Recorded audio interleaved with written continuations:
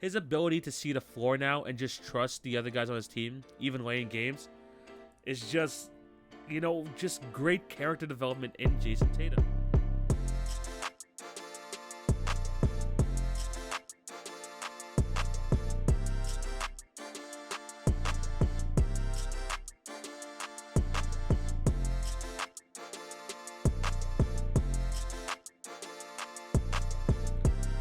Hello and welcome to the Hello and welcome to the Friday, June 10th edition of the TV on Basketball Podcast with your host, TV. Hope you're having a fantastic day and thank you for clicking on to watch or listen to today's episode. Before we start, I do have to plug my other platforms. Remember to follow at TV on Basketball on Twitter, Facebook, Instagram, and TikTok for updates on the podcast and for other great content. If you're on YouTube, remember to like, share, subscribe, and hit the notification bell so you will not miss an episode. For all my podcast listeners, remember to subscribe and leave a review if you're on Apple. That would definitely help out with the ratings. And as for my Spotify, Anchor, or Podbean listeners, just continue to show your support in any way possible. That would be highly, highly appreciated. It's been a while. It's been basically almost 2 weeks since I recorded the pod, but I'm here. I'm back.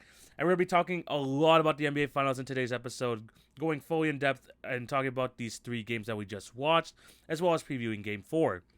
Along with that, though, there's some coaching changes in the NBA, which we'll get into. The Lakers finding their new head coach, and a high-profile coach stepping down as the coach of a team, which we'll also get into in this episode. And then finally, we're going to be talking about some potential Deandre Ayton trade rumors. He's a restricted free agent this summer, and he might be dealt in a sign trade away from the Phoenix Suns. So, lots to talk about.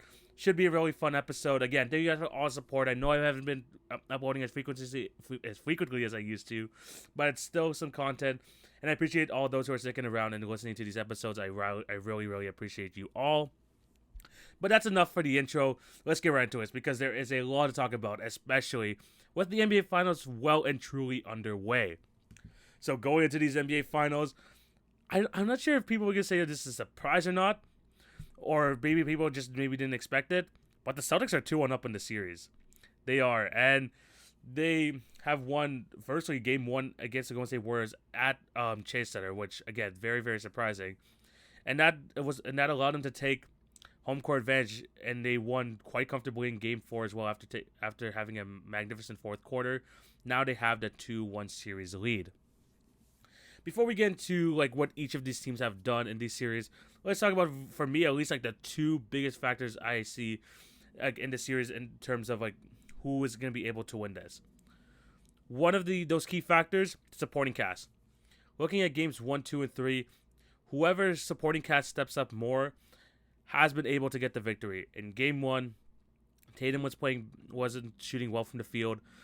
Jaylen Brown was good, but it was the trio of Al Horford, Derek White, and Marcus Smart who stepped up really big. In game 2, the Celtics supporting cast was just non-existent. But Jordan Poole had a solid game, Otto Porter, Wiggins, and then, of course, Curry went off, and you got an aggressive Draymond Green. So, as a collective, the Warriors were just better.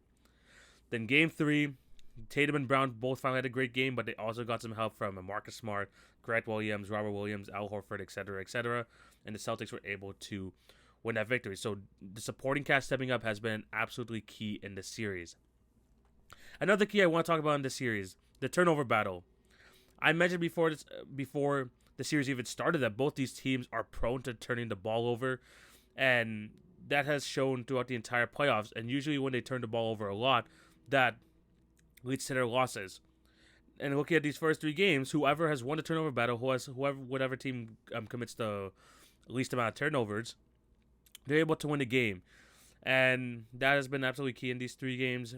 And that's something, like I said, both these teams are prone to do. If they're able to hold on to the ball, have these possessions, not giving away possessions to the other team, that'll absolutely help in their chances of winning. Those have been the two biggest things I have seen. But let's go into these teams, because the Celtics, again, being 2-1 up in the series, from what I was hearing, at least even before the finals even started, people were, I wouldn't say be writing off the Celtics, but they weren't taking them as seriously as maybe they deserve to be. Because coming off a struggling series against the Miami Heat, they're able to pull that off. They're like, man, if they can't handle an offense if they almost lost to an offense like the Miami Heat, then what's going to happen with them versus the Golden State Warriors? Well, It's from a series to series basis. We've seen that the Celtics have been able to adjust, and they have adjusted very well in this series. And what has really impressed me the most about the Celtics in general, besides them winning these games as a collective, not having to rely on Jason Tatum and Jaylen Brown every single time, was their ability to fight adversity. In Game 1, the Warriors went off to a hot start in both the first and third quarters. But Ime Udoka made the right adjustments in the second quarter to get them to lead at halftime. And then when the Warriors looked like they were gonna blow this game out the water in game 1 after the classic third quarter Warriors run, the Celtics came out of the fourth quarter and just absolutely dominated, outscoring them 40-16. 40-16, they outscored the Golden State Warriors in the fourth quarter. One of the better fourth quarter teams in the NBA, the Golden State Warriors, just gave up 40 points, which is absolutely crazy. And they were able to do that in Game 1. Game 2, no one really played well. Tatum had probably a better game, but at the same time, there's just no one stepping up, so they weren't even able to get to that point. But in Game 3, once again, they got off to a hot start. The Warriors came back. They started getting it back up again, but then the Warriors came back once again. So it looked like it was, the Warriors were starting to take momentum back, but the Celtics stayed calm, stayed composed, and they're able to pull out the win again in Game 3 to take the 2-1 series lead. And the thing is, what they do this is that against a lot of teams versus Golden State, it's hard to play a full 48 minutes against Golden State because they're gonna keep making you run. They're gonna keep making it difficult for you to defend on offense because it's just a free-flowing offense. But the thing with the Boston Celtics, and what again, something that's really impressed me, is that they just don't let these games slip away. They keep playing the full 48 minutes, and unless a game like Game 2 was just completely out of reach, they're going to fight their butts off until the very, very end. Which, again, highly, highly impressive. But going back to the whole thing is them winning as a collective. Their ability to get production out of the other guys, which was a concern going into the finals, has been very, very impressive. Because if you're looking at Game 1, Tatum, again, did not shoot well from the field. He really didn't. He went 3 for 17, 12 points. But he was available. But he was able to still get other guys involved, still be involved in the game, and that led to people like Al Horford, Derek White, Marcus Smart. Having him fantastic games. Smart with 18, 21 from Derek White, 26 from Al Horford, including 6 threes, which is the NBA Finals debut high. I think it's the most threes in an NBA Finals debut. And then all 3 of them combined for 15 for 23 from 3, which is absolutely crazy. And again, when you have all those guys helping out Tatum and Brown, that opens the game so much for them, and it allows Tatum to get those one-on-one opportunities, allows Jaylen Brown to get to the paint and get those one-on-one opportunities. Just them being a threat has been absolutely key in this series. And along with just playing well as a collective, as seen in Game 3, they're just able to outwork the Warriors, out-hustle them. Because in Game 3, the big key in that victory for them was the offensive rebounds, getting more than 10 offensive rebounds than them. And also just attempting 10 more shots, which is absolutely key against this Golden State Warriors team. If you're going to get more shots up, that's a better chance of them being able to pull out the victory. But now let's go into these to these 2 stars. I do want to talk about that because, okay, before that, I also want to say their defense has been elite as well. They haven't allowed more than 108 points to the Golden State Warriors, which is actually really good. But I talk about this collective, talk about Al Horford, who had a fantastic Game 1, solid Game 3. Same thing with Marcus Smart, who has had a great Game 1 and Game 3. Derek White, who I thought was going to be a big X factor here. Grant Williams, all those guys, plus even Robert Williams, all of them being able to come into these games, not be afraid of the big moment, and being a threat, hitting the shots when the Warriors absolutely need them. Highly, highly impressive. I like the way that they're approaching these games with confidence and taking what the Warriors give them. Whether it's a mismatch against Steph Curry, which they took full advantage of in Game 3, going 10 for 14 just against Steph Curry alone, or in Game 1 where the Warriors was giving them the 3-point shot, them hitting it with confidence. That was highly, highly key. And just they were having troubles with offensive rebounding and just rebounding in general through these entire playoffs. You saw in Game 3 when the Warriors weren't boxing out and stuff. You had Robert Williams attacking the offensive glass, Al Horford, Grant Williams, all those guys doing the little things was able to help in the victory.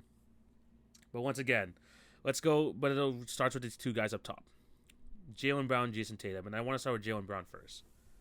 He had a great fourth quarter in Game 1, which really steadied the ship for the Boston Celtics, especially giving up that massive Golden State Warriors third quarter.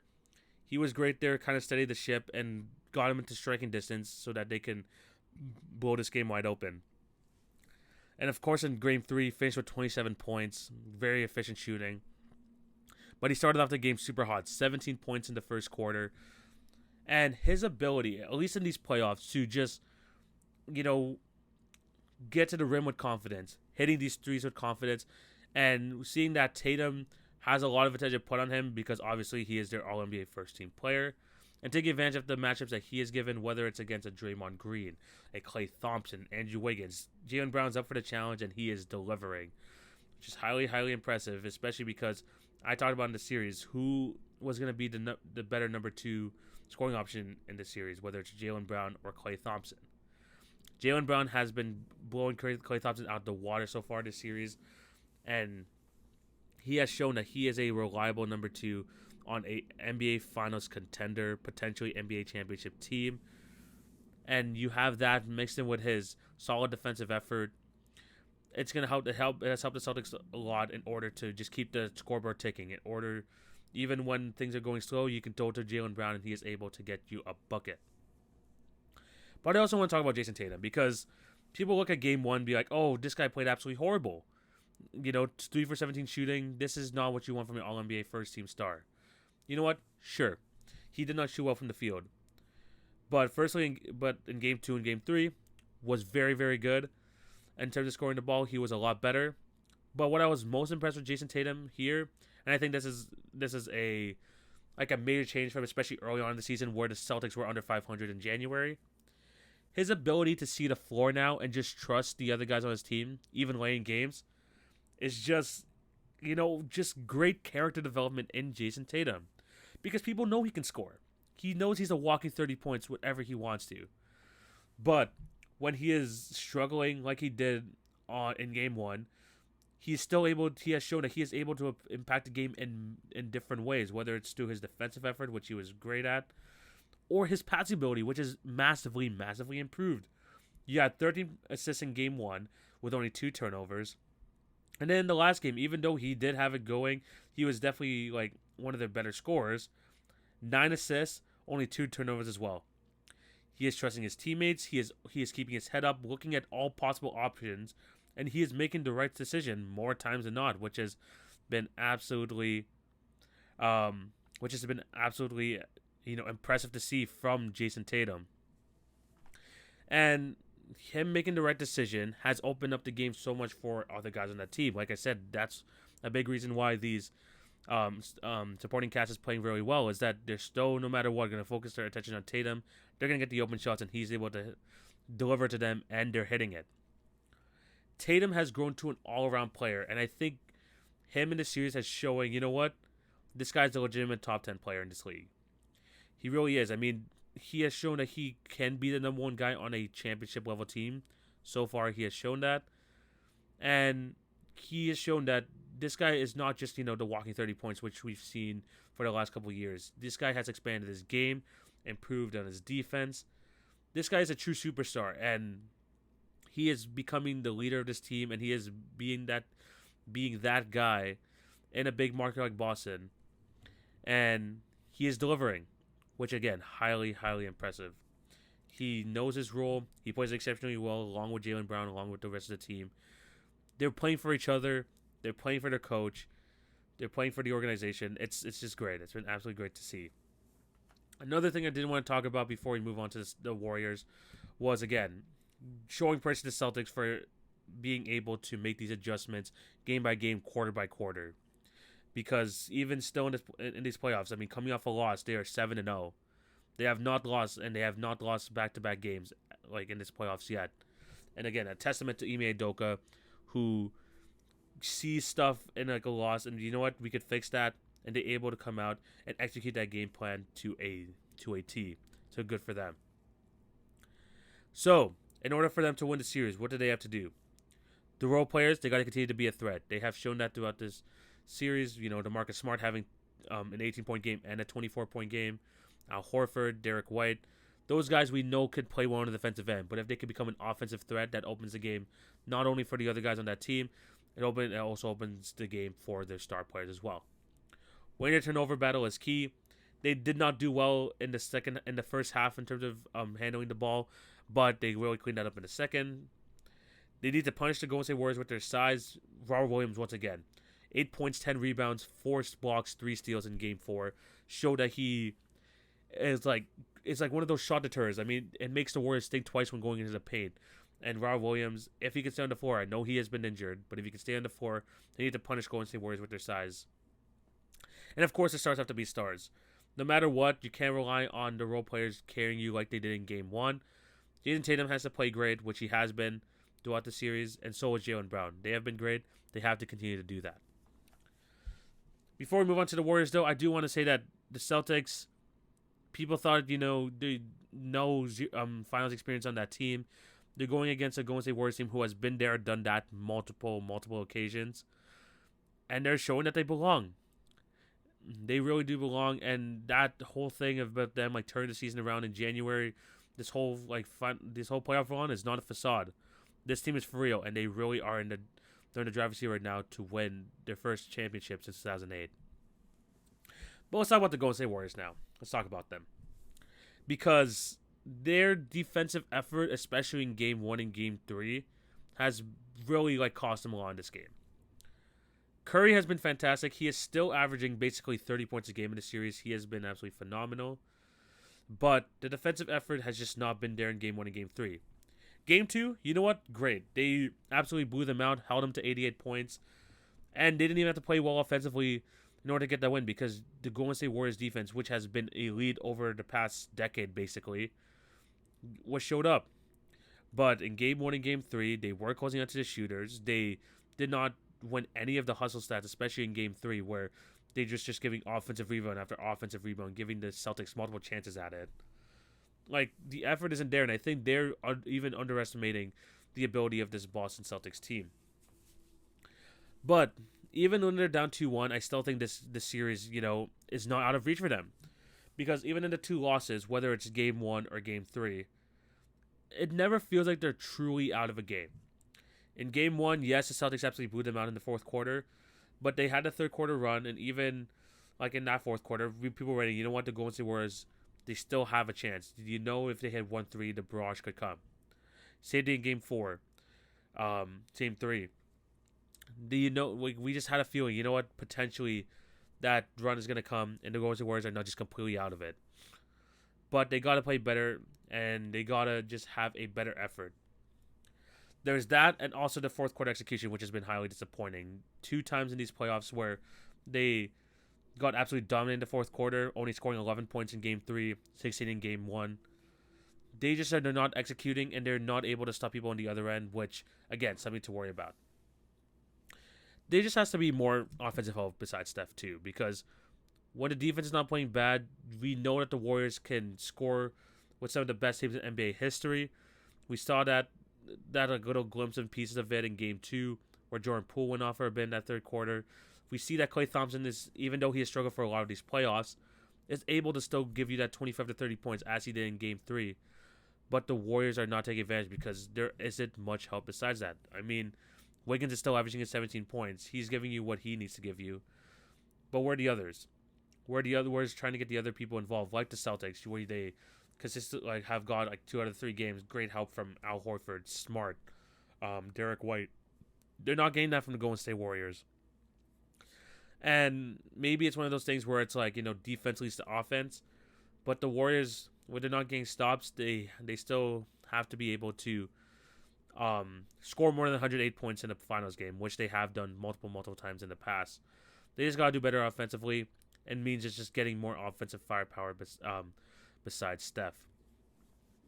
One of the biggest players that we have to talk about for this Golden State Warriors team, especially with how kind of disappointing he has been so far, it has to be Draymond Green.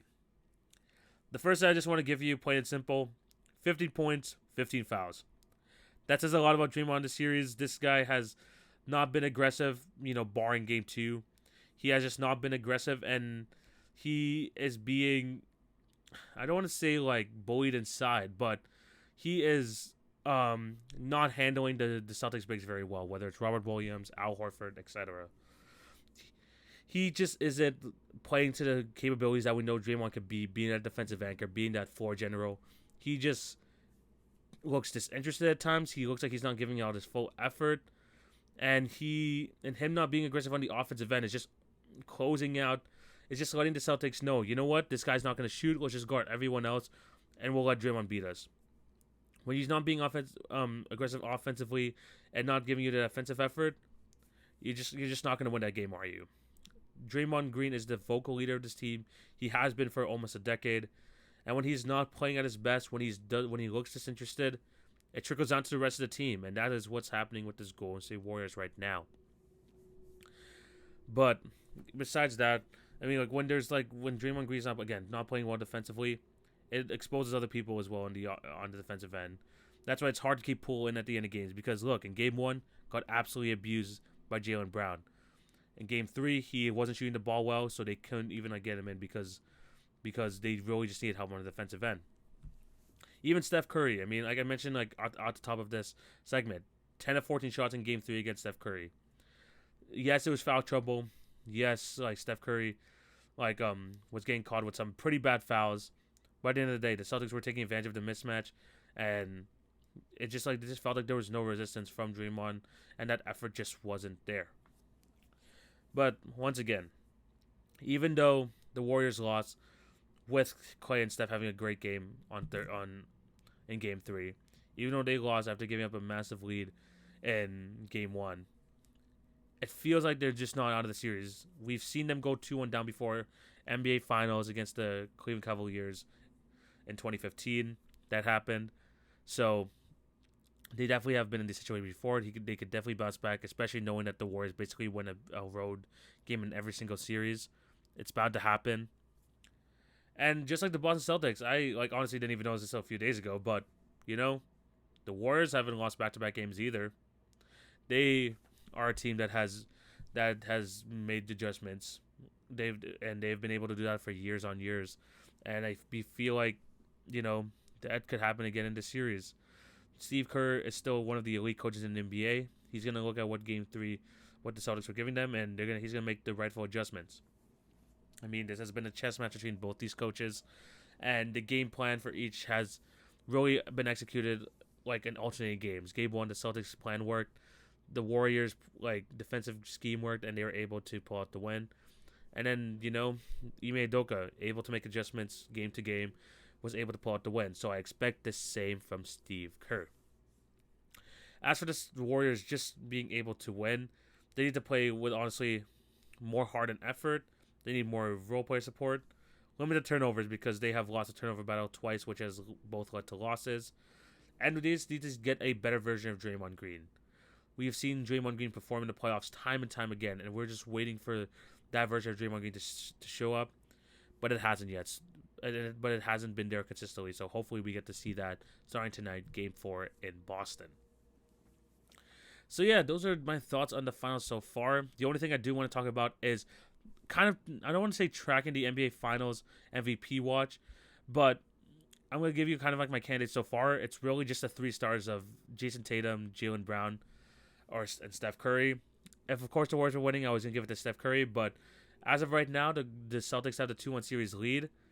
I know people might want to go with Jaylen Brown because of the more efficient scoring and his more consistency, especially when it comes to scoring the basketball. But I'm going to probably give it to Jason Tatum. The fact that he's able to add the playmaking to it, still have some pretty good scoring games, especially in Game 2 and Game 3. I would still have him winning the Finals MVP right now. Let me know if you agree or disagree down below. But yeah, these finals have been very, very eventful. A lot of storylines to discuss, especially with the fouls and the technical fouls. I just don't like talking about that stuff. I have it down here, and I'm like, should I talk about this technical foul with Draymond stuff? I really am tired of talking about the refs. I don't think they've been the best in these finals, but I think it's not favoring one team or the other. They just have been just bad. I mean, they kind of costed Steph Curry. I'm not going to say costed Steph Curry, but Steph got into foul trouble early. People were complaining about that. But I really just think that the refs have just, not been great in these finals so far. And in terms of the Draymond technical, look, they said it on the broadcast. I don't think they really should have said this, but they said if a T is going to lead to an ejection, they kind of look at it differently. I don't think they really should have said that. I think Steve Javi said I think it was Borgia. No, it was Steve Javi. He said on the broadcast.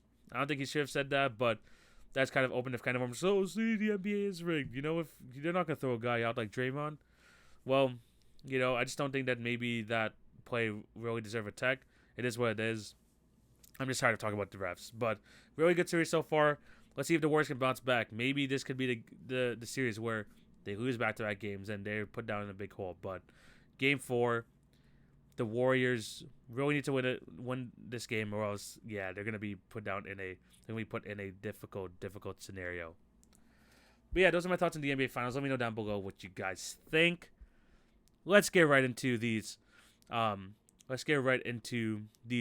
news and notes, because there are 3 topics I do want to talk about. Starting off with some of the coaching. I'm going to go with the coaching hire next, but I'm going to talk about the Utah Jazz and how Quinn Snyder stepped down as their head coach. I expected him to either be fired or kind of let go at the end of by this offseason. I knew something had to change, and it usually starts with the coach. But he stepped down, and he said and he said for one of his reasoning is that, you know what, I've done all I can in these 8 years, and they just need a different voice to help change up that team.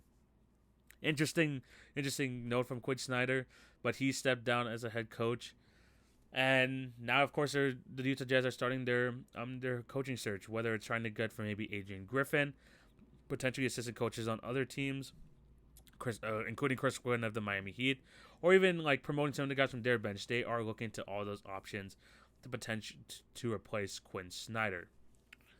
But what does this mean for the rest of the Utah Jazz? I mean, they have really just like that one young star in Donovan Mitchell, but they also have just a bunch of old guys, whether it's Mike Conley, Bojan Bogdanovic, Rudy Gobert, etc. It's a bit of an older team, a lot of guys over 30, with that one young budding star in Donovan Mitchell. Apparently, he said that from his camp, they said that they were kind of unsettled with the Quinn Snyder stepping down. He said a big reason as to why he signed that 5-year extension was he was hoping that Quinn Snyder would be there. But so he might be a little bit displeased in Utah as well. Of course, there have been trades throughout these entire playoffs about them either trading Rudy Gobert, potentially to the teams like the Raptors or the Bulls, or even trading Donovan Mitchell to potentially the Knicks or the Heat. So people are like, you know what, who should they trade? It makes sense to trade Gobert, but are you going to get adequate value to help this team continue to be a contender?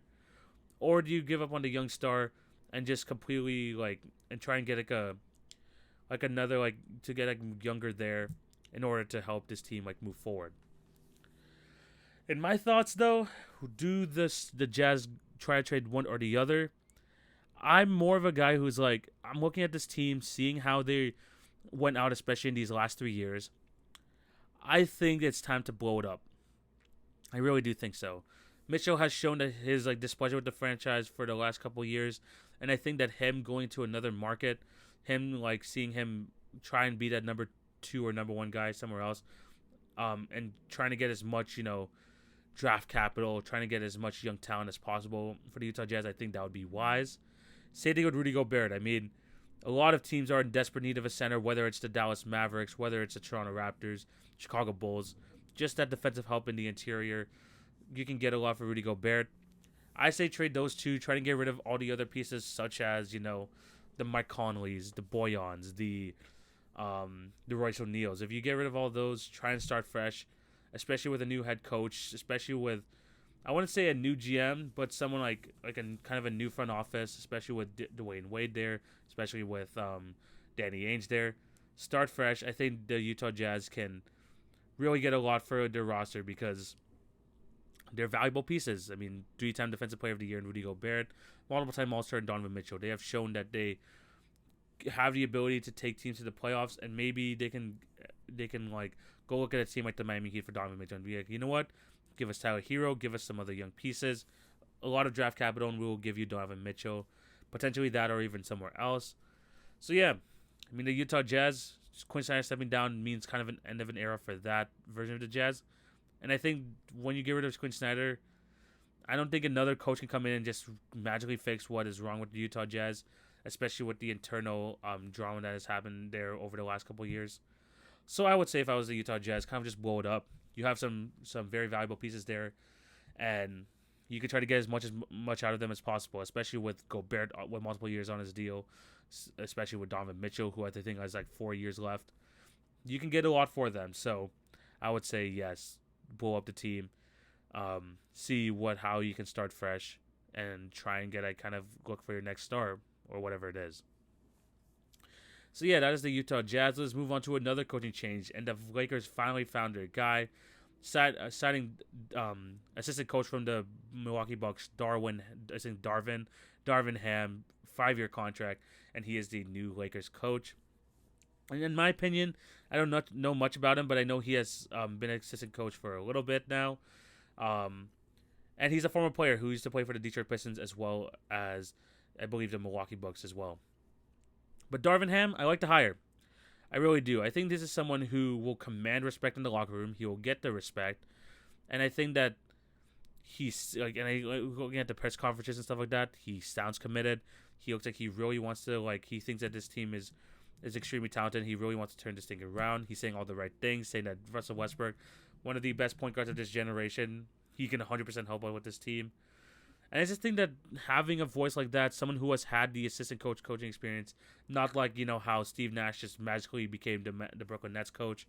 This guy has paid his dues. And I think that him being, facing up against LeBron in the past, being able to, coach them and also, relate to them from the player's perspective is great. I think it's a great hire. Very happy to see how he's going to do with this team.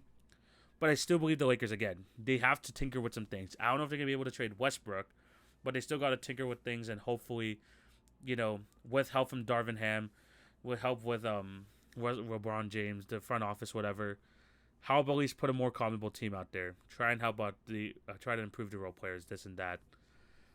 Mixing with the roster, getting a new head coach in there, a nice fresh voice. I think this is going to be a positive thing for the Lakers. Them being the 6th best odds to win the West next year, again, I think it's a bit much to ask. But I think that this Lakers team should 100% make the play-in at the very least next year. So when you have Darvin Ham, I think that's going to help out a lot. I mean, Frank Vogel definitely lost control of the locker room at the end of his tenure. So you have someone in there. This guy feels like he's going to, again, gain a lot of respect from the players around. I think it's a great hire. I think that he definitely deserves a job. Congratulations to Darvin Ham. One last topic before we head out, we're going to be talking about Deandre Ayton. Yes, Deandre Ayton. And, kind of ended ugly there with the Phoenix Suns. He only played 17 minutes in the Game 7 loss where they got absolutely demolished by the Dallas Mavericks. But there are reports coming now from The Athletic that more than likely, Deandre Ayton is going to be put into a sign-and-trade, and he's going to be not on the Suns roster by next year. Wow, that is crazy. Especially because my thought of eventually they're gonna get a deal with Deandre Ayton, even if it doesn't materialize now. A deal, I have a feeling it was gonna happen not next year, maybe the year after. But apparently, the Suns think that we don't want to even give him that money. We think that we can the money would be better served elsewhere. And it feels like they're already giving up on their former number 1 pick from 2018. I mean, it's crazy. I mean, the writing has been on the wall, but I'm still pretty sure that this is the route that's being taken, especially with a sign trade where the Suns basically have no leverage because, they have to ask DeAndre Ayton, what team do you want to go to?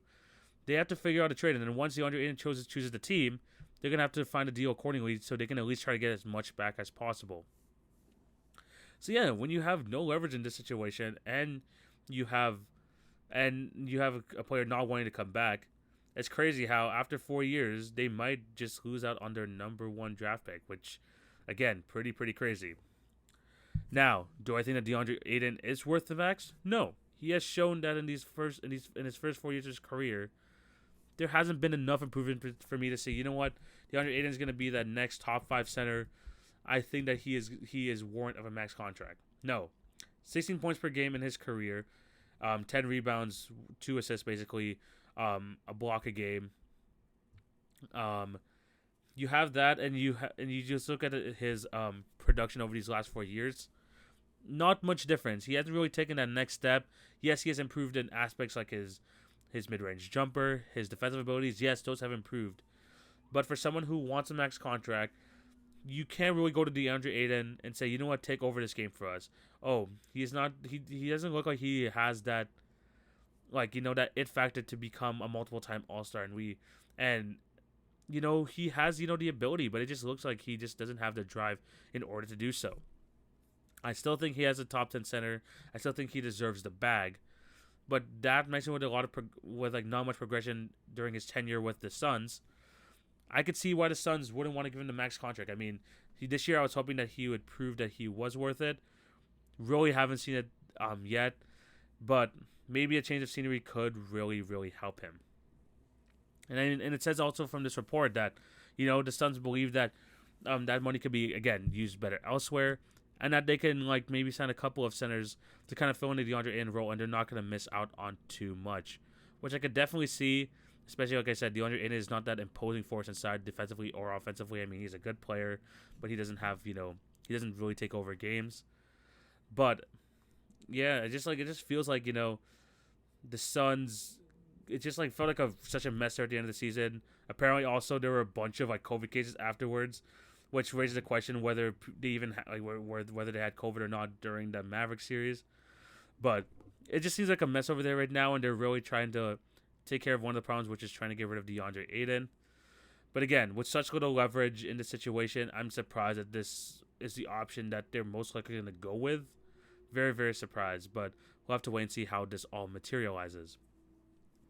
But I do have some, there are some teams I would really want to see Deandre Ayton go to, and I really just I compiled a list of 3 teams where I would, if Deandre Ayton were to get traded, where I would want to see him best. So here we go. Number 3, the Charlotte Hornets. Yes, I have talked about the Charlotte Hornets ad nauseum throughout this entire season, saying, oh, they need a new center. They don't have that center to anchor their defense, to be that intimidating presence. I don't think that Deandre Ayton is that yet, but maybe like mixing it with the timeline with him, LaMelo Ball, potentially Miles Bridges if he is brought back. When you have that core, maybe DeAndre Ayton could grow with that team. And they do have some potential pieces that the Suns might want. Maybe a PJ Washington, maybe a Terry Rozier, who knows? But I would say that the Hornets would be a great landing spot for DeAndre Ayton. Number 2, the San Antonio Spurs. I believe that the San Antonio Spurs would be great for him, having a pick and roll partner for DeJounte Murray. I think that Jakob Poeltl is a bit overrated as a defender. I think that DeAndre Ayton could come in and maybe provide similar impact. Maybe Poeltl is a bit more solid there, but I think that DeAndre Ayton could at least get to his point.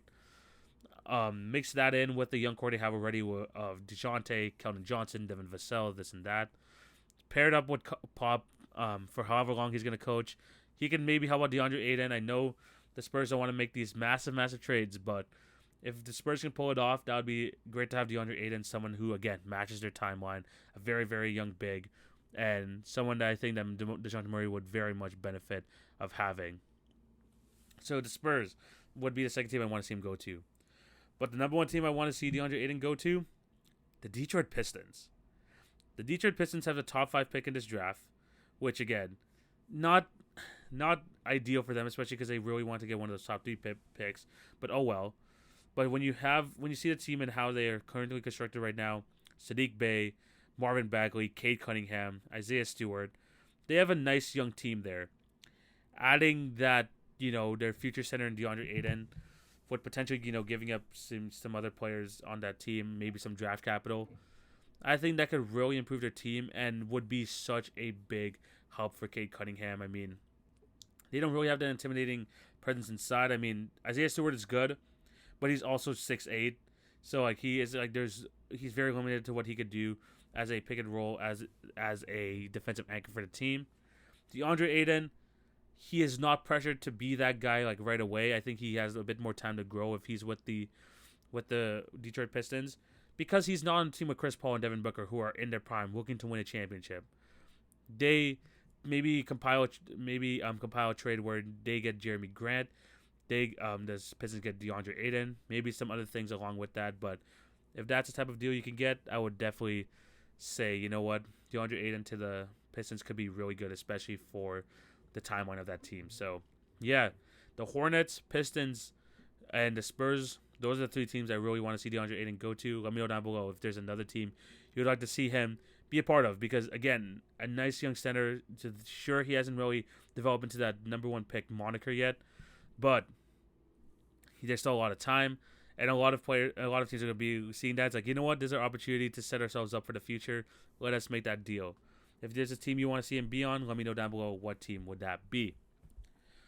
But yeah, those are all my thoughts on the coaching decisions with the Deandre Ayton situation. Let me know down below what you guys think of all of that, as well as thoughts on the NBA Finals, which I went into depth on earlier in the pod. But I think this is where we're going to end it. Thank you guys for watching or listening. Remember to show love on all the podcast channels. Like, share, and subscribe if you're on YouTube, as well as hit the notification bell. And remember to follow TV on Basketball on Twitter, Facebook, Instagram, and TikTok for some great content, as well as updates on the pod. I'll be back probably Tuesday to talk about Game 4 and Game 5 of the NBA Finals, so be on the lookout for that.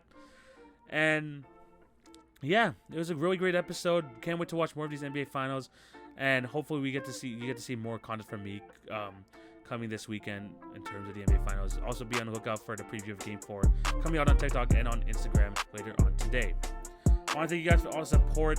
I hope you have a fantastic day. This is TV signing out. Take it easy, guys. Peace.